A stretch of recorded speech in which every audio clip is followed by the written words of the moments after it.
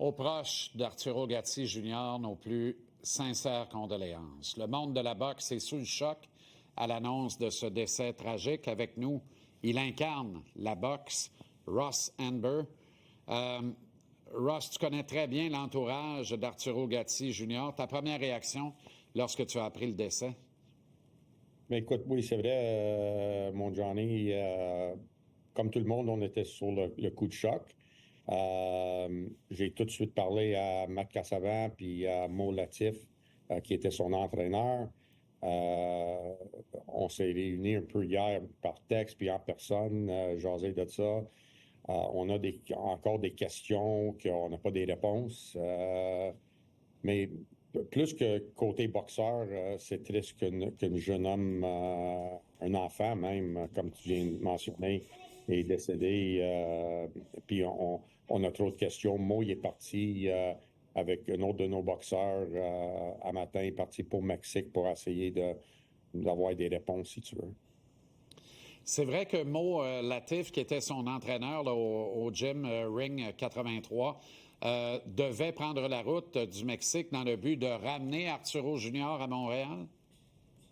J'ai aucune idée. J'ai pas de nouvelles. J'ai pas entendu ça. Désolé pour ces détails-là, mon Johnny. Je peux pas vraiment t'aider.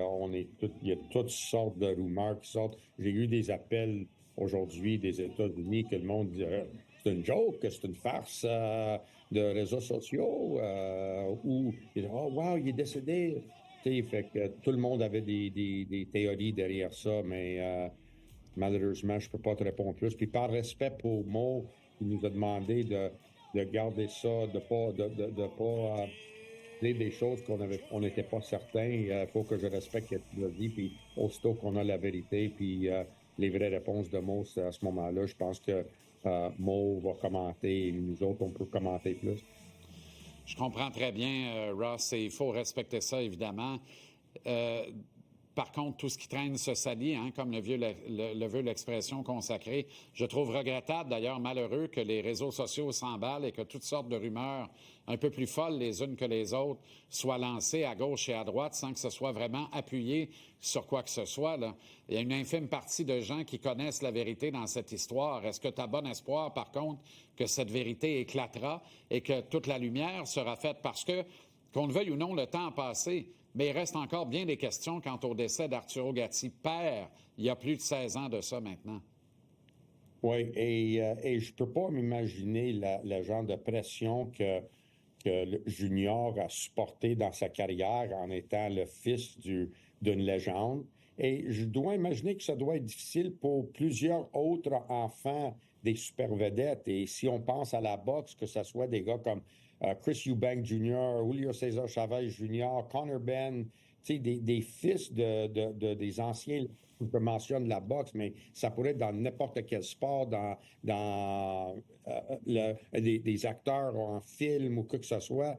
Ces gens-là ne doivent pas vivre une vie facile quand ils ont toujours comparé à leurs parents. Puis ça ne doit pas être facile, et surtout quand on cherche avec les réseaux sociaux qui est un peu autant qui est le fun, puis l'information, ça peut être dangereux dans le sens que on est quasiment accroché à le fait d'avoir de l'amour et des likes des étrangers. Et juste quelque chose qui existe maintenant que tu veux accomplir et être populaire sans avoir rien fait dans le monde, juste pour être populaire.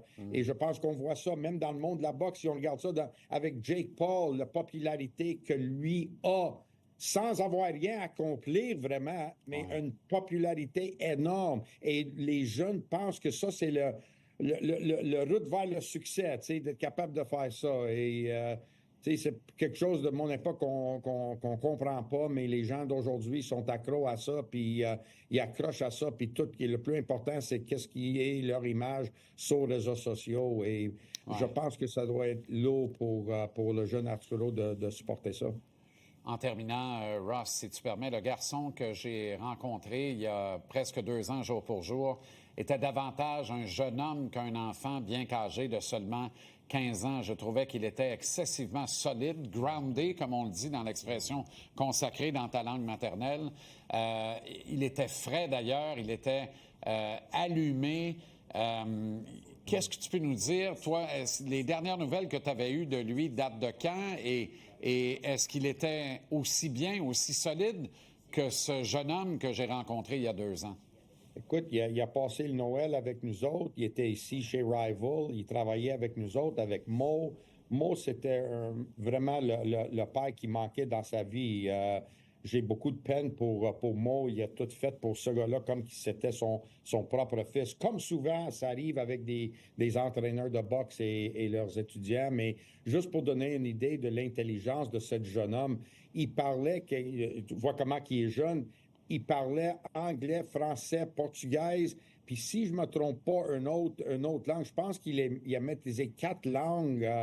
Ça donne un indice de son intelligence. Et il était capable de bien s'exprimer. C'est quelqu'un qui aurait eu un super avenir. Il était à l'aise devant la caméra. Il aimait la boxe. Il voulait faire ça. Il aimait cette sorte de pression. Il adorait d'être dans une ring de boxe et dans le gymnase de boxe. Et il a adoré son temps avec Mo Latif. Et j'ai un petit part dans mon cœur qui brise un peu aussi pour Mo.